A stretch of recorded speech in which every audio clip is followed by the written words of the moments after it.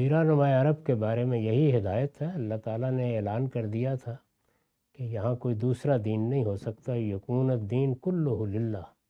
رسالت میں آپ صلی اللہ علیہ وسلم کی بعثت کے مقاصد میں سے ایک بہت بڑا مقصد یہ تھا کہ جزیرہ نما عرب کو بالکل خالی کرا دیا جائے گا، اور حضور نے بھی یہی وصیت کی تھی کہ لا یجتمع فیہ دینان۔ جزیرہ نما عرب کی حیثیت اب قیامت تک وہی ہے جو اس سے پہلے فلسطین کی تھی، چنانچہ اس کو غیر مسلموں سے پاک رکھا جائے گا۔ جب آپ نے ان کو بلا لیا اور اتنی بڑی تعداد میں بلا لیا تو یہ تو اب انڈے بچے ہیں، وہ نکلیں گے، ان کو کون روک سکتا ہے؟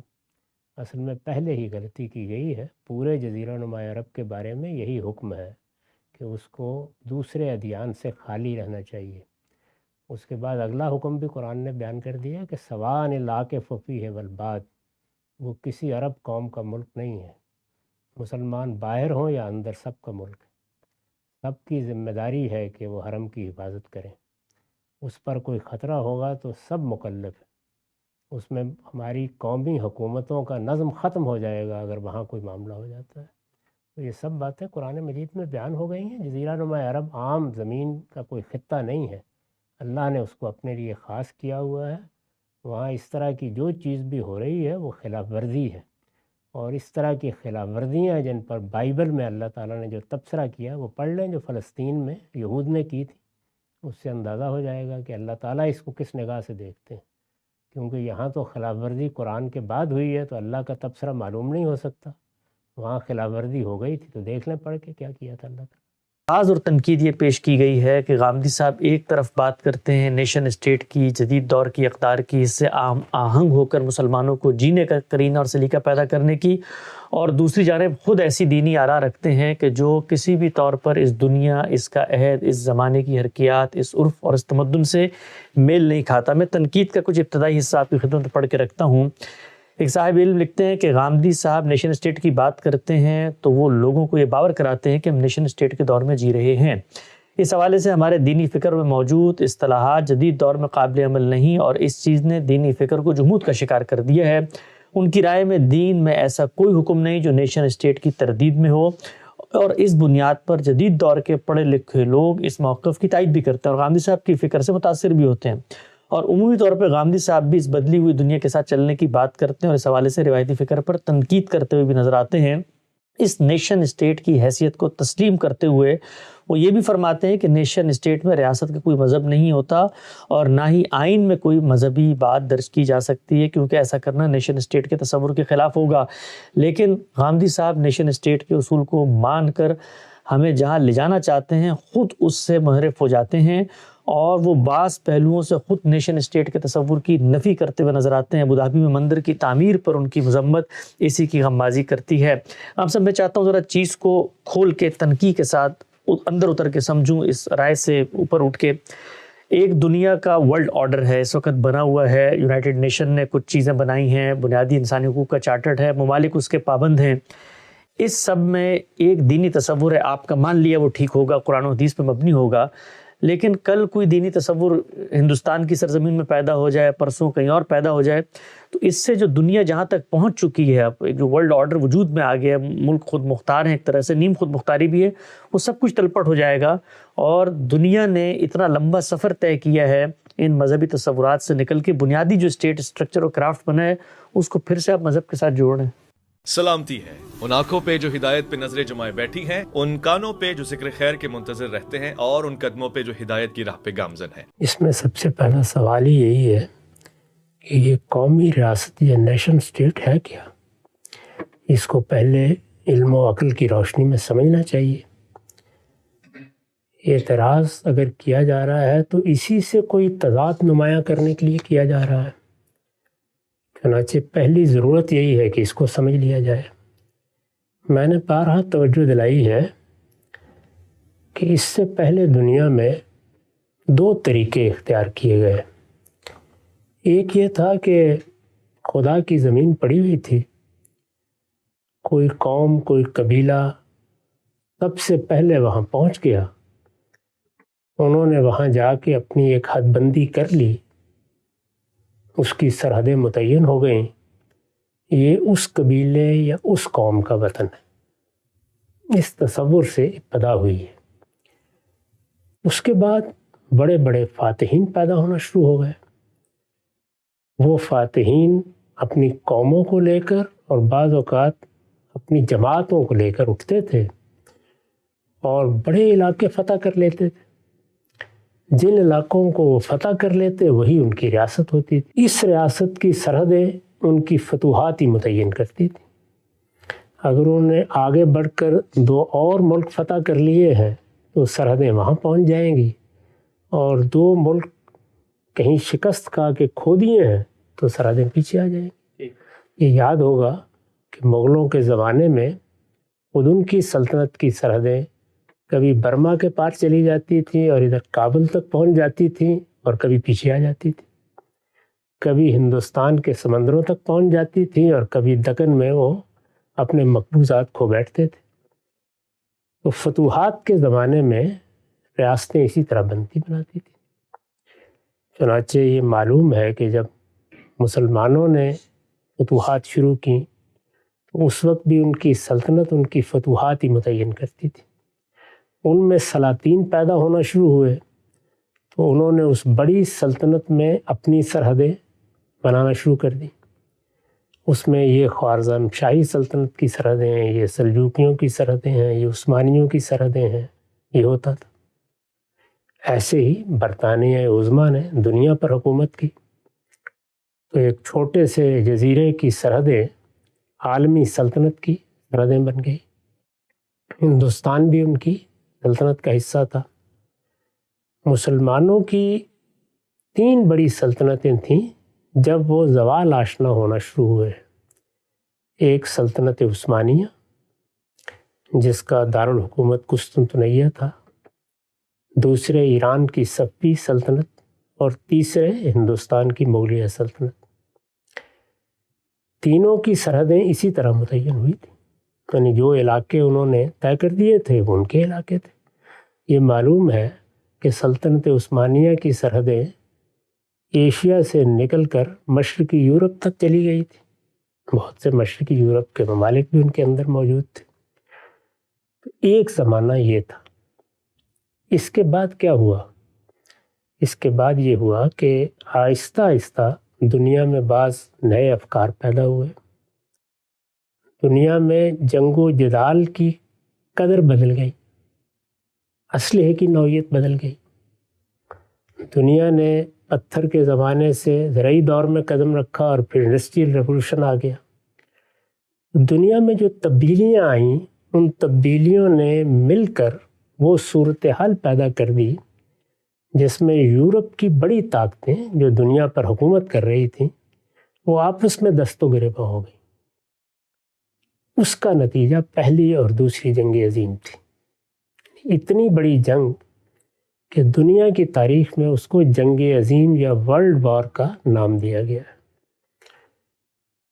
پہلی جنگ عظیم نے آہستہ آہستہ یہ تصور پیدا کیا کہ اب شاید وہ دنیا نہیں رہی جس میں اس طرح نو آبادیات قائم کی جائیں، دوسری جگہوں پر جا کر قبضہ کیا جائے، پھر وہاں آبادی کو اپنے ماتحت رکھا جائے۔ چنانچہ ہمیں یہ معلوم ہے کہ 1928 میں یہ فکر پیدا ہوا کہ اب قومی ریاستوں کی طرف بڑھنا چاہیے۔ قومی ریاست اس سے پہلے بھی موجود تھی جیسے میں نے عرض کیا، لیکن ان کی کوئی پرواہ نہیں کرتا تھا۔ فاتحین اٹھتے تھے اور جہاں تک چاہے ہولی رومن امپائر نے یہ تو نہیں دیکھا تھا۔ لوگ آباد تھے اور اس لحاظ سے ان کی ریاستیں یا ان کے علاقے اپنی جگہ ان کے قومی وطن تھے، یا قومی ریاست کی بجائے قومی وطن کی تعبیر اس زمانے کی رعایت ملحوظ رکھی جائے تو زیادہ موزوں ہوگی۔ وہ قومی ریاستیں اور قومی وطن کس بنیاد پر بنے ہوئے تھے؟ وہ اسی بنیاد پر تھے جو قومیت کی بنیاد ہے۔ وہ کسی عالمگیر انسانی تصور پر بنے ہی نہیں تھے۔ ایک قوم وہاں آباد ہے، وہ نسل کے لحاظ سے قوم کہلاتی ہے، رنگ کے لحاظ سے قوم کہلاتی ہے، زبان، ثقافت، تہذیب اور اسی طرح بعض اوقات تاریخ، یعنی ایک جگہ مختلف قومیں آئیں، آباد ہوئیں، اور پھر وہ ملک ان کی شناخت بن گیا، وہ علاقہ ان کی شناخت بن گیا۔ تو وطنی قومیت، نسلی قومیت، اسی طرح رنگ، زبان، ثقافت، ان بنیادوں پر قوم بن گئی. مذہبی بھی تھوڑی سی کبھی کبھار، بہت کم ایسا ہوا ہے دنیا میں، زیادہ تر اسی بنیاد پر. سلطنتیں تو مذہبی بنیاد پر بنی، جیسے ہولی رومن امپائر ہے، لیکن قومی وطن تو انہی بنیادوں پر تھے. یہ انگریزوں کا وطن ہے، یہ حبشیوں کا وطن ہے، ایسی ہے. تو یہ جو مختلف قوموں کے وطن تھے، انہی سے قومی ریاست کا تصور پیدا ہوا. یعنی یہ بات کہ بڑی بڑی سلطنتیں بنانے اور لوگوں کو مغلوب کرنے کی بجائے یہ مان لیا جائے کہ ہر قوم کا ایک وطن ہے، یعنی جس میں وہ بہت بڑی تعداد میں رہتے ہیں، صدیوں سے آباد ہیں، ان کے آباء و اجداد وہاں رہے ہیں. جیسے مثلا ہم ملیشیا میں گئے تو وہ ملے قوم کا وطن ہے، کوئی 4-5 ہزار سال کی تاریخ گزر گئی ہے، کہیں 2000 سال کی تاریخ گزر گئی ہے، کہیں 1000 سال کی تاریخ گزر گئی ہے. تو اب یہاں یہ قوم آباد ہے، یہ اس کا وطن ہے. تو یہ تصور پیدا ہوا کہ مان لیا جائے کہ یہ اسی کا وطن. قومی ریاست اس کو کہتے ہیں. یعنی اگر کسی جگہ بنی اسماعیل ہے تو یہ ان کا وطن ہے، کسی جگہ بنی اسرائیل ہے تو یہ ان کا وطن ہے، کسی جگہ آریہ ہے تو ان کا وطن ہے، یہ ان کا وطن ہے. تو اسی بنیاد پر یہ تصور قائم کیا گیا کہ اب فتوحات سے سرحدیں کبھی آگے کر دیں، کبھی پیچھے کر دیں، بلکہ تاریخ نے جن قوموں کو کوئی سرزمین دے دی ہے، یہ مان لیا جائے کہ وہ ان کا وطن ہے. اور اگر کہیں فتوحات کے نتیجے میں کوئی اونچ نیچ ہوئی ہے تو اس کو دور کر کے وہ قومی وطن بحال کر دیا جائے. یہ قومی ریاست ہے. اس میں اگر کوئی دوسری قوم آباد ہوئی ہے، ظاہر ہے دنیا میں نقل مکانی ہوتی رہتی ہے، اور وہ ابھی اس قوم کا حصہ نہیں بنی، تو اس کی حیثیت اقلیت کی ہوگی، وہ اقلیت کے بھی حقوق متعین کیے جائیں گے. بنیادی طور پر قومی ریاست یہاں سے شروع ہوتی ہے. اور قومی ریاست کے بارے میں جو جدید دور جس کا حوالہ بغیر پڑھے لکھے لوگ دے دیتے ہیں، وہ ہے کیا؟ وہ یہ ہے کہ یہ قومی ریاستیں اپنی ریاست پر ملکیت رکھتی ہیں، یہ اس سرزمین کی مالک ہیں، ان کے اندرونی معاملات میں کسی کو مداخلت کا حق نہیں ہے. اس وقت کا عالمی نظم بھی یہی کہتا ہے. یعنی اس ورلڈ آرڈر میں اس کی کوئی گنجائش نہیں رکھی گئی کہ ہم قومی ریاستوں کے اندرونی معاملات میں مداخلت کر سکتے ہیں. امن و امان کا مسئلہ کوئی پیدا ہو جائے، دوسروں کے لیے جان و مال کا خطرہ پیدا ہو جائے تو وہاں مداخلت ہوتی ہے. عام حالات میں ان ریاستوں کا یہ حق مانا گیا ہے کہ اب یہ جس کو چاہیں اپنے ہاں آنے کی اجازت دیں. مجھے یہ بتائیے کہ اس وقت جو ویزے، پاسپورٹ کی پابندیاں ہیں، وہ عالمی قانون کے مطابق ہیں یا اس کے خلاف لگائی گئی ہیں؟ مطابق ہیں. اس میں کیا آپ ان قوموں کا یہ حق مانتے ہیں؟ دنیا میں بہت سی قومیں جو اپنے یہاں کسی کو شہریت نہیں دیتی. کبھی کسی نے نہیں کہا کہ یہ عالمی قوانین کی خلاف ورزی ہو گئی. یہ عالمی قوانین کے مطابق ہے، یہ حق دیا گیا ہے، یہ مانا گیا ہے. اگر مغربی قوموں نے اپنے حقوق میں یہ گنجائش پیدا کی ہے کہ ہم ان قواعد کے تحت کسی کو آنے دیں گے، تو یہ ان کی ثوابدید ہے، اس کے قوانین وہ خود بناتے ہیں. ایسا ہی جن ریاستوں نے پابندی رکھی ہے، انہوں نے بھی یہ گنجائش رکھی ہوتی ہے کہ ہماری کبھی اگر مرضی ہوگی تو ہم کسی کو دے دیں گے. سعودی عرب بھی دے دیتا ہے، بحرین بھی دے دیتا ہے. کیا ہوتا ہے جب ان کی مرضی ہوتی ہے، کوئی قواعد نہیں ہے. مغربی قوموں میں جب قانون کی حکمرانی قائم ہوئی، جمہوریت کے اصول قائم ہوئے، تو انہوں نے اس کے قواعد بنا دیے. یہ قواعد ان کی پارلیمنٹ بناتی ہے، ان کی مقتدرہ بناتی ہے، جب چاہیں تبدیل کر لیں. تو اس وجہ سے وہ کون سی دستاویز ہے جس میں یہ حق لکھا گیا ہے کہ قومی ریاستوں میں جس کا جی چاہے داخل ہو سکتا ہے؟ یہ تو میں کبھی کبھی کہتا ہوں، یا برٹن رسل کہا کرتے تھے کہ عالمی حکومت قائم ہونی چاہیے. اس کو تو کبھی نہیں مانا گیا. ابھی تک تو یہی اصول ہے کہ قومی ریاستیں خود مختار ہیں، ان کے اندرونی معاملات میں مداخلت کا کسی کو حق نہیں ہے. وہ جس کو چاہیں اپنے ہاں آنے دیں، جس کو چاہیں نہ آنے دیں. جانے کے لیے، سیاحت کے لیے بھی میں ان کی اجازت کا محتاج ہوں. مجھے یہ حق بھی حاصل نہیں ہے کہ میں بستر اٹھاؤں اور سیاحت کے لیے چلا جاؤں، کاروبار کے لیے چلا جاؤں. تو ہر جگہ یہ قوانین، یہ ضابطے موجود ہیں. وہ کون سی دنیا ہے جس کی یہ بات کی جا رہی ہے. میں نے ان قومی ریاستوں کے بارے میں کہا ہے کہ ان قومی ریاستوں میں ریاست کا کوئی مذہب ہوتا ہے؟ بھائی اسلام کی دعوت انسانوں کے لیے ہے، حکمرانوں کا مذہب ہوتا ہے، وہ ہر جگہ ہوتا ہے، اور حکمران ہر جگہ اپنے مذہب پر عمل کرنے کے پابند ہیں. میں اپنے ملک کے حکمرانوں کو بھی یہ دعوت دیتا ہوں، دوسروں کو بھی یہ دعوت دیتا ہوں. لیکن ریاست تو پوری قوم کی ریاست ہے.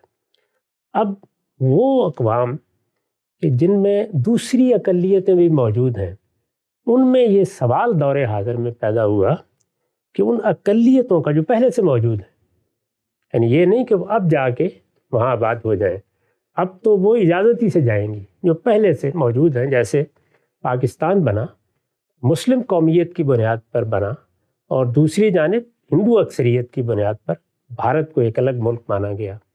تو دونوں جگہ بہت بڑی بڑی اقلیتیں موجود تھیں، بہت بڑی تعداد میں. ہندوستان میں تو ہم جانتے ہیں کروڑوں کی تعداد میں. تو ان لوگوں کی کیا حیثیت ہوگی؟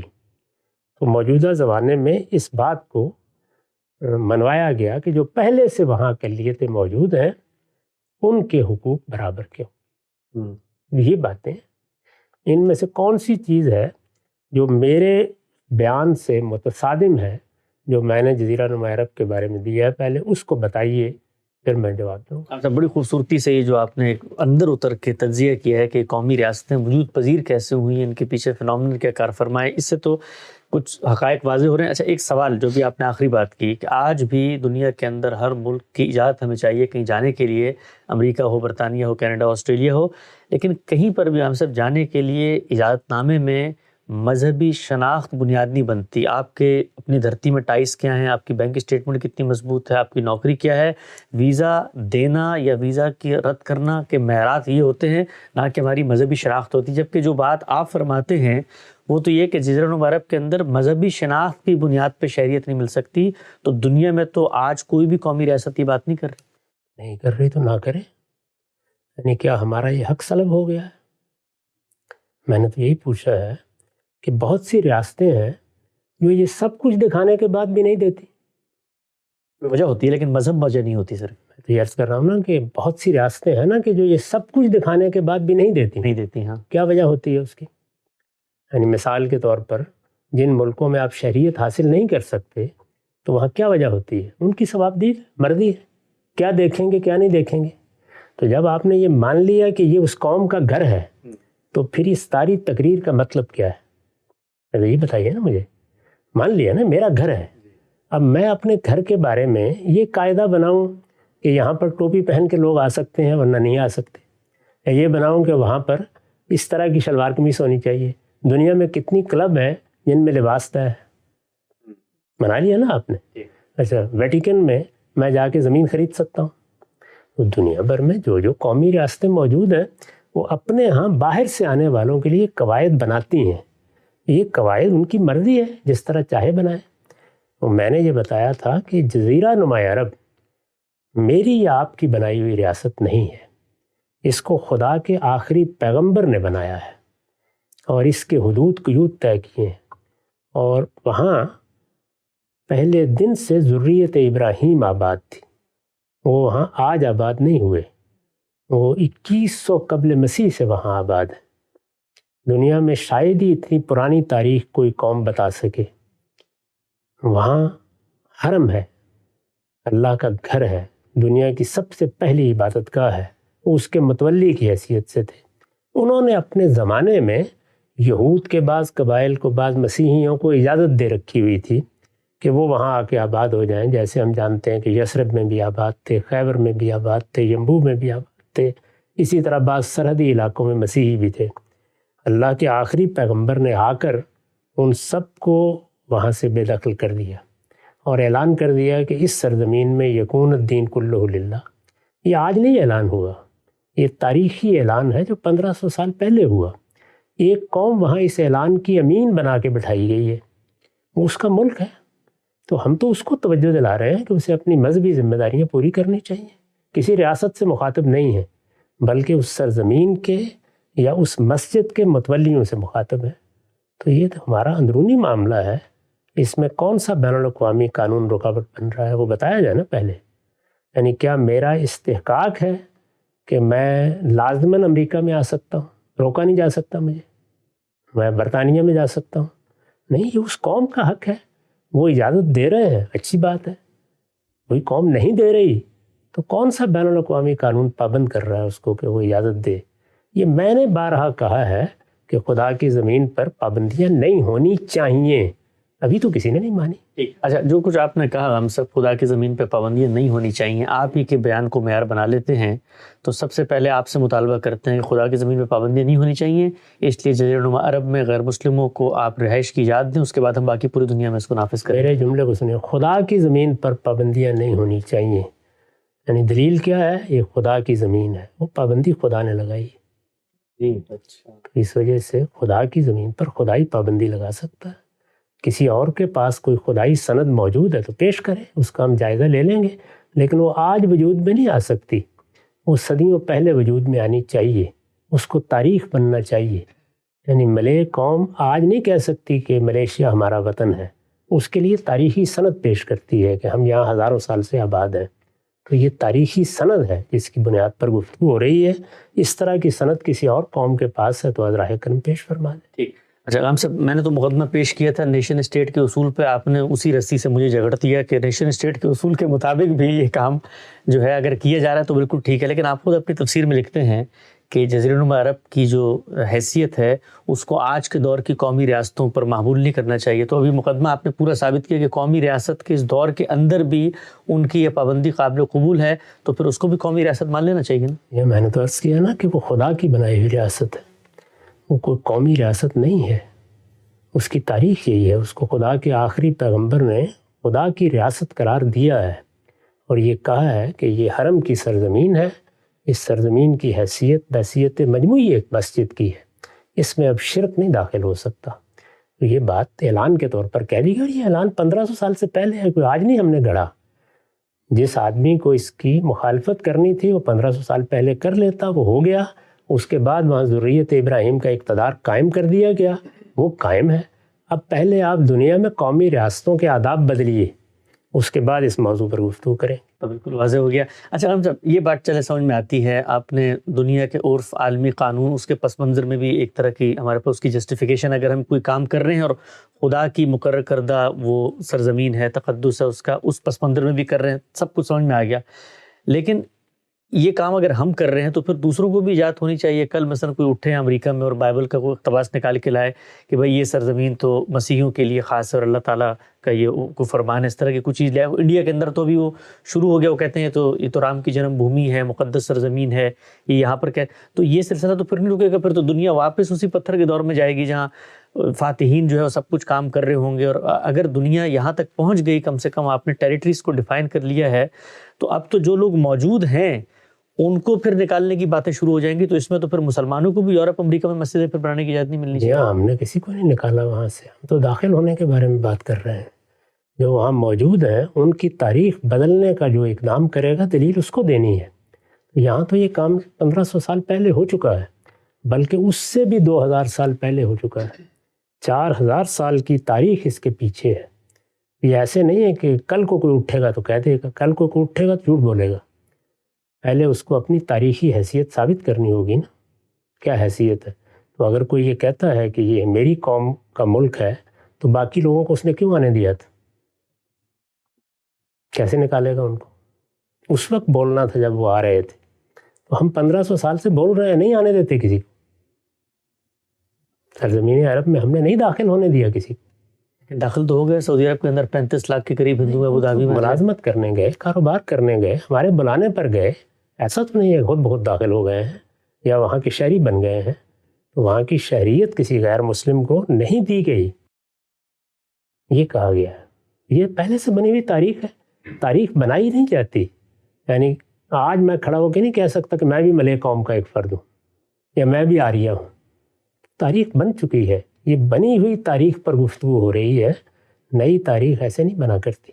اس کے لیے پھر کوئی آسمانی فیصلہ ہی ہوگا، وہ ہو جائے گا تو بھائی وہ مجھ سے اور آپ سے پوچھ کر نہیں ہوا کرتا، پھر وہ خدائی فیصلے ہوتے ہیں۔ وہ جب رسالت مآب صلی اللہ علیہ وسلم کی بعثت کی صورت میں ہوا تھا تو کیسر و کسریٰ بھی اس کی مزاحمت نہیں کر سکے تھے، وہ جب ہو جائے گا تو ہو جائے گا۔ اچھا ہم سب میں نے سوال بھی آپ سے پوچھا تھا، مثلا اس وقت اسرائیل یہ دعویٰ کرتا ہے کہ جی 3000 سال پرانی ہماری تاریخ ہے، ہمارے مقدس صحیفوں میں لکھا ہوا ہے یہاں پر ہیکل کی تعمیر ہو، ہماری مذہبی ذمہ داری ہے، لہٰذا لوگوں کو نکالو یہاں سے اور ہم اپنے اس پر قائم ہیں۔ تو یہ جو دعویٰ ہے دینی دعویٰ، ان کے دین کے مطابق ان کا دعویٰ ہوگا، ہمارے دین کے مطابق ہمارا دعویٰ ہوگا۔ انڈیا کے اندر یہ بحث اب شروع ہو رہی ہے، کافی عرصے سے تو جاری ہے کہ بھائی یہ سرزمین اصل میں کس کی جنم بھومی تھی، ہم نے دیکھا اسی کی بنیاد پر اقدامات ہوئے، تو اس کا رستہ روکے گا کہاں سے؟ ہر کوئی اپنے اپنے خدا، اپنے اپنے مذہبی لٹریچر سے کوئی نہ کوئی دعویٰ نکال کے لے آئے گا۔ وہی عرض کیا نا کہ جو دعویٰ بھی لائے گا وہ تاریخ میں پرکھا جائے گا نا، یعنی دنیا میں استدلال کی بنیاد پر فیصلے ہوتے ہیں۔ تو یہود کا یہ دعویٰ کہ ابھی آج کل سامنے آیا ہے، یہ دعویٰ بھی ہزاروں سال سے موجود ہے، اس کی بھی ایک تاریخ ہے، وہ تاریخ لکھی ہوئی موجود ہے، بائبل جیسی کتاب میں وہی تاریخ بیان ہوئی ہے، قرآن نے اس کی تصدیق کی ہے اس تاریخ کی۔ تو اس وجہ سے جب کوئی تاریخ اس طرح بنتی ہے، اپنی ایک حیثیت رکھتی ہے، ورنہ کیا ہے، نہ یہ کہ خدا کی زمین ہے، میں کل یہ کہوں کہ انگریز وہاں سے نکلیں برطانیہ سے، مجھے آنا ہے وہاں پہ۔ بھائی سارے دعوے کسی تاریخی پس منظر پہ ہوتے ہیں نا، یہ ایسے نہیں ہوتے جیسے بچوں کے کھیل ہیں، میں نے اٹھ کے کر دیا، آپ نے اٹھ کے کر دیا۔ ان کا یہ دعویٰ تھا، اس دعوے کو پذیرائی بخشی ہے دور حاضر کی بڑی طاقتوں نے۔ پہلی جنگ عظیم کے بعد ان کے اس دعوے کو مان لیا گیا، اس سے پہلے بھی 2 مرتبہ تاریخ میں مانا جا چکا ہے، اور دنیا کے اس وقت کے بڑے بادشاہوں نے ان کو دوبارہ داخل کیا اور وہاں جا کے آباد کیا۔ اس آباد کاری میں کیا بے انصافی ہوئی ہے، کیا غلطی ہوئی ہے، کیا چیز کیسے ہونی چاہیے تھی، اس پہ بحث ہو سکتی ہے، لیکن یہ ان کا دعویٰ ہی تھا جس کی بنیاد پر برطانیہ عظمیٰ نے ان کو وہاں آباد ہونے کا موقع دیا۔ تاریخی دعوے ہی اصل میں فیصلہ کن ہوتے ہیں۔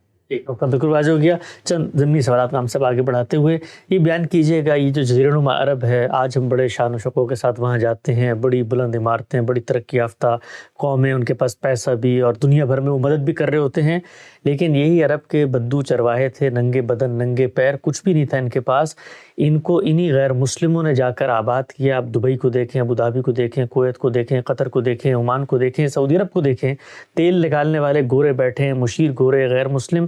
تو ایک دنیا کے اندر ایک غیر مسلموں نے اگر آپ کی اتنی بڑی حمایت کی ہے، آپ کے ملکوں کو بنا دیا ہے، تو آج ہم ان کو کس منہ سے کہیں گے کہ بھئی یہ اس سرزمین میں تمہیں آباد ہونے کی اجازت نہیں، نکل جائیں سے؟ خیرات فرمائی ہے، انہوں نے معاوضہ لیا ہے، کمایا ہے، بھائی تجارت کرنے کے لیے آئے تھے، اس لیے نہیں آئے تھے کہ ہمارے اوپر کوئی احسان کرنے کے لیے آئے تھے۔ دولت ہمارے پاس موجود تھی تو ہم نے اگر ان کی صلاحیتیں خریدی ہیں تو اس کا معاوضہ دیا ہے، کبھی اگر فوجوں کی بھی ضرورت پڑی ہے تو اس کا بھی معاوضہ دیا ہے۔ تو خرید و فروخت تو دنیا میں ہمیشہ ہوتی رہے گی، اس وقت بھی ہو رہی ہے، جس کا جی چاہے ہماری صلاحیتیں خرید لے، تو جائز خریداری ہونی چاہیے، تو کوئی ناجائز کام نہیں ہوا، جائز طریقے سے۔ آپ کے پاس ایک ہنرمندی ہے، میں روز اپنے گھر میں ایک آدمی کو بلاتا ہوں، اسے کہتا ہوں یہ ذرا بجلی کا سوئچ ٹھیک کر دینا، مجھے نہیں ٹھیک کرنا آتا، پیسے دیتا ہوں نا اس کے لیے، وہ وہاں بیٹھ جائے آگے۔ چونکہ مجھے یہاں بلایا گیا ہے اور میں نے سوئچ ٹھیک کر دیا ہے اور ایئر کنڈیشنر صحیح کام کرنے لگ گیا ہے، اب میں یہاں رہوں گا، یہ کیا استدلال ہے؟ تو ہم سے وے آؤٹ کیا ہے، مثلا آپ کو آج بنا دیا ہم نے جزیرہ نما عرب کا حکمران، اور آپ نے قرآن کی ہدایت پہ عمل کیا۔ 35 لاکھ کے قریب غیر مسلم کہتے ہیں سعودی عرب کے اندر ہیں، پھر ابوظہبی، قطر، عمان، ان کی تو ابھی یعنی اگر سب ملکوں کو ملا لیں تو اکثریت غیر مسلموں کی بن جائے گی، تو آپ کے ایک فرمان جاری کریں گے کہ ان سب کو یہاں سے نکال دیں، تو پھر ان کا ملک کا نظام کیسے چلے گا؟ یہ بات یہ ہے کہ جو نص ہے وہ وہاں بھی مستقل شہریت کے بارے میں ہے، یہ تو سد ذریعہ کا اصول ہے جس پر گفتگو کی جاتی ہے کہ آپ یہ کام کریں گے تو اس سے خرابی کے پیدا ہونے کے امکانات پیدا ہو جائیں گے، تو اس میں 2 رائے ہو سکتی ہیں، گفتگو بھی ہو سکتی ہے، لیکن مستقل شہریت اس سرزمین کی کسی غیر مسلم کو نہیں مل سکتی، اور مسلم کی حیثیت سے وہاں پر عرب قوم کے حقوق بھی الگ نہیں ہیں۔ قرآن کا ارشاد ہے سواء العاکف فیہ والباد، اس سرزمین سے متعلق ہر مسلمان کا یکساں حق ہے۔ اگر مستقل شہریت نہیں مل سکتی، عارضی طور پہ لوگ رہ رہے ہیں 10 سال، 15 سال، 20 سال، تو ظاہری بات ہے ان کو کوئی مذہبی تصور ہے، کسی مورتی، کسی بت کو وہ پوچھتے ہیں، تو وہ کیا اس دوران وہاں پہ نمازیں پڑھیں گے ہمارے ساتھ؟ اسی لیے میں نے عرض کیا تھا نا کہ آپ کو یہ نہیں کرنا چاہیے تھا، اگر کیا ہے تو پھر تو آپ کو اجازت دینی پڑے گی، یعنی پہلے آپ نے ایک غلط کام کیا، اب اس غلط کام پر آگے جو نتیجہ نکلنا ہے اس کی تو میں نفی نہیں کروں گا، میں تو یہ کہہ رہا ہوں کہ یہی نہیں کرنا چاہیے تھا۔ ایک نقطہ نظر بالکل واضح ہو گیا۔